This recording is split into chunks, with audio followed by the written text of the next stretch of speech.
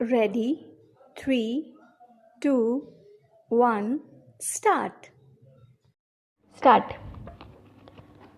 मोक्ष एक परम आकांक्षा है, परंतु उसके लिए पात्रता भी आवश्यक है। विराम। इस पात्रता की परिभाषा भी समझनी होगी। विराम।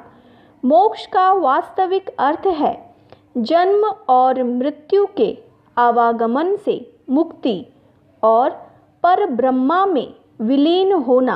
विराम। यह भी तथ्य है कि एक जैसे तत्व ही एक दूसरे में विलय हो सकते हैं। विराम। ईश्वर यानी ब्रह्मा निर्गुण तथा सम स्थिति में है। विराम। इसका अर्थ है कि वह काम, क्रोध, लोभ, मोह और अहंकार से मुक्त है। विराम। यदि प्राणी भी उसमें विलीन होना चाहता है तो उसे भी इसी स्थिति में आना पड़ेगा। विराम। तभी वह मोक्ष का पात्र बनने में सक्षम हो सकेगा। विराम। इसीलिए प्रत्येक धर्म में यही शिक्षा दी गई है कि यदि ईश्वर की प्राप्ति करनी है तो पहले बुराइयों से मुक्ति पानी होगी। विराम।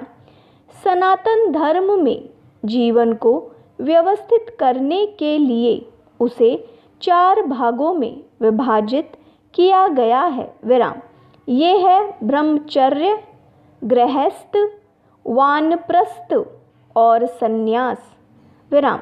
वर्तमान में 60 वर्ष की आयु के बाद मनुष्य का एक प्रकार से वानप्रस्थ आरंभ हो जाता है। विराम।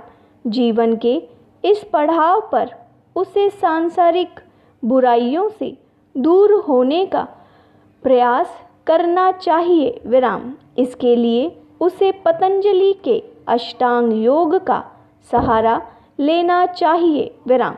यदि वह इसके पहले 2 कदम यानी यम, सत्य, अहिंसा, ब्रह्मचर्य, अस्तेय और अपरिग्रह तथा नियम, ईश्वर की उपासना, स्वाध्याय, शौच, तप, संतोष और स्वाध्याय को ही अपना ले तो बहुत हितकारी होगा। विराम।